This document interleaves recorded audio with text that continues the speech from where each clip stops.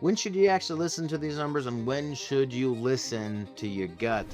Understanding the industry average or benchmarks is crucial to any type of funnel or offer. If you're listening to your gut and you're making your guts decisions and it's not off of numbers, we can be in trouble. Focus on the thing that is not working. Look at the data, and the data is going to tell you. Are we rich yet?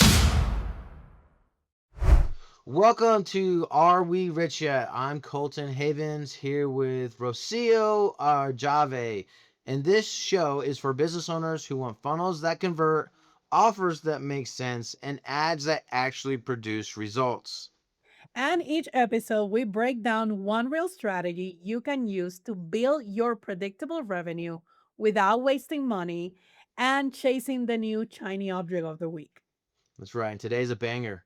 When numbers should override your gut feeling.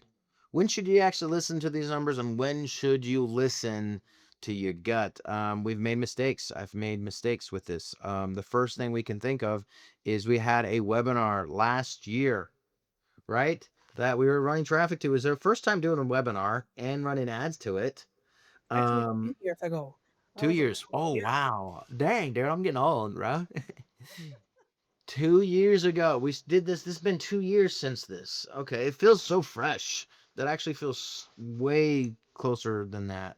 But we were running a webinar, and we were getting sales at 2% on the back end, a 997 webinar, and we thought that was trash. We are like, this sucks. We're gonna kill it. And then we took it to one of our friends and guys that teach us how to do this stuff, and he says, no, a webinar running to cold traffic should convert anywhere from 2% to 5%. And so we were right there in the industry average, which means keep the website going. But our instincts were 2%, I got to turn it off. Yeah. That's not a good number. 2% is not a great number. I'm not going to build a business off of 2%. Turns out you do, actually. And that's the industry standard. Mm. So understanding the industry average or benchmarks is crucial to any type of funnel or offer that you're running into. What other common mistake or story have you seen in this topic? Yeah, no, I wanna dig in a little bit, elaborate more into what you just said, because you need to understand the expectations and industry standard. That's why you guys collaborate. You should be collaborating or joining masterminds when people share these numbers and what to expect. We were about to kill that webinar, and the guy that was mentoring us said, "No, you actually have a banger webinar. I have scaled to millions of dollars with 2 to 5% conversions on the webinar." But it's understanding why I'm expecting to convert at a minimum 2% on on a webinar that went to cold traffic versus knowing your numbers when you're pitching to your warm organic list. Very different behaviors, right? The warm list knows you, so most likely they trust you more, which most likely they're gonna buy more from you. So if you do a webinar to a warm person, you usually are gonna see conversions around the 5, maybe 8% on a live webinar, right? To your organic list. But if you're doing, let's say, an evergreen, which is not live, right? It's a replay, and then you're going to a brand new person that has never heard from you, they don't trust you, that's where the lower conversion comes. But as long as you know that you should be converting at 2%, you should never turn off that webinar. And that's just one example of the many mistakes that people are doing, or even the misconceptions that, oh, I think my gut feeling, I should see 20% conversion on this webinar. Very, very unlikely to happen. That's not even a real expectation because you don't know what the industry standard is. Okay. Does that make sense? I just wanted to kind of dig deeper because sometimes we actually are about to shut down an offer, shut down a funnel because we don't understand those numbers. Right. So if you're listening to your gut and you're making your guts decisions and it's not off of numbers, we can be in trouble, especially if we're in just in this space, anyways, when we're building stuff, right? And each funnel will have a different metric. But here's another example that we see all the time, okay? Is people have a website. They say, hey, I have a website. I want to call with somebody. I go, okay, cool. So where's your website? Where's your website at? What's it look like? And they go, oh, here. And they're very proud of this website. They spent either a lot of money or a lot of time or a lot of design something into this site where they just love it. It's like more sentimental than anything. And as someone that is marketing, I'm like, this isn't going to work, dude. I can see why you haven't made money in a long time and why the other agencies couldn't get you results. You're in love with this piece of garbage. It's got to go. We got to we got to change it so it makes you money. And they'll be like, no, I love it. And I'll go, okay, what's the conversion rate on this page? Or what's the opt-in rate? And it's probably under 1%. Okay. It's not even close to industry average at all, which tells us that it's a garbage. Okay. We need to redesign it. We need to just scrap it all together. If you're actually building something to convert into sales and leads, it's very different than just having a website. Okay. That I hope that you watching this site, you listening to this podcast right now, you're not in love with your site. Okay. Because if you're still not making money, do not be in love with your site. All right? Break up with it. Tell it it's you and not it. Okay? Give it whatever cliche line you got to break up with it so you can start off into a better relationship with the website that's really there for you, that actually cares and delivers. I will Okay? actually, I will actually say, no, it's not me, it's you. You are a shitty website. Yeah. But So that's honestly, another intuition that we've run into over and yeah. over again. And honestly, sometimes my intuition, my gut feeling, sometimes it's also a different name for your feelings. You probably are too attached to what you build because maybe it's very pretty, you spend a lot of time, and that really doesn't matter when you have data hitting that page and it's not converting.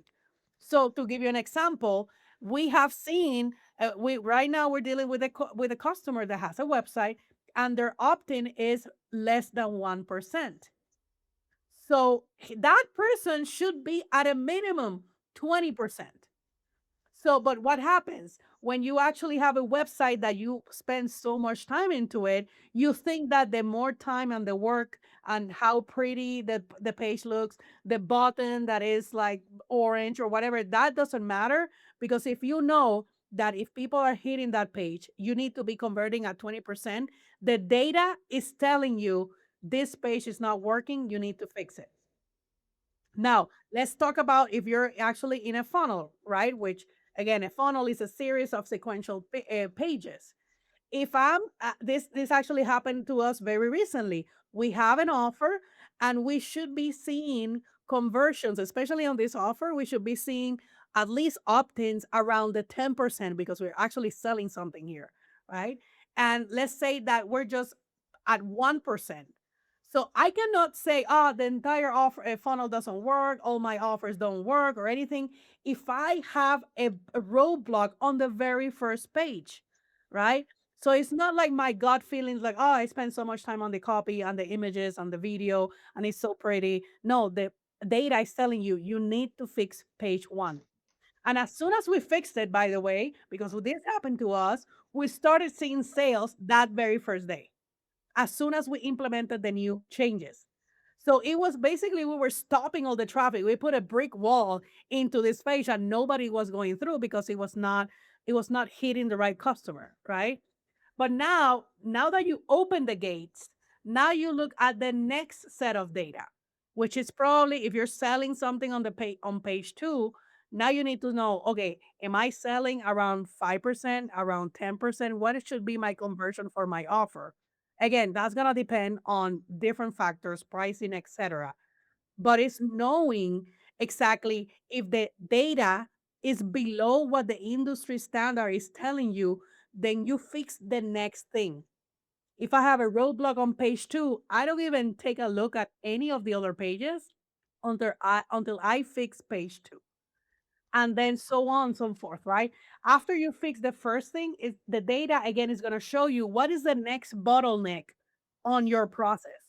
It's going to speak to you. So now, if this is you or if you're dealing with a customer, right? Let's say that you are offering done for you services or an agency, that you're an agency doing this, just make sure that before the client gets into, oh no, let's start changing the color of the page. Let's start changing the button. Let's start changing the video.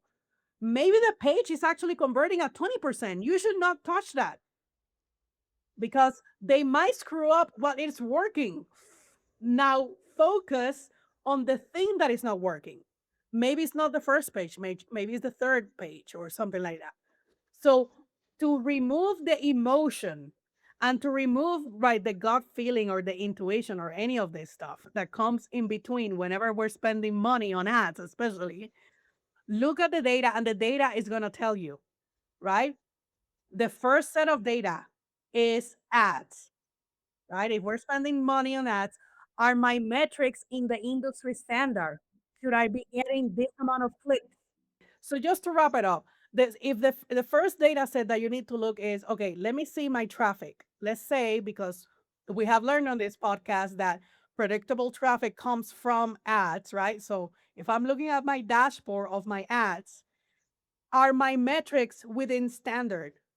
Am I getting a healthy click-through rate? Am I getting a healthy ad spend and all that stuff, right? All of CTR, all of those numbers that you need. If they're good, then let's move to the next step. But you always should be fixing one thing at a time. Because if you fix a bunch of things, you don't even know if what you're fixing is either is going to hurt you or is going to help you, right? So the first thing is, let me check my ads.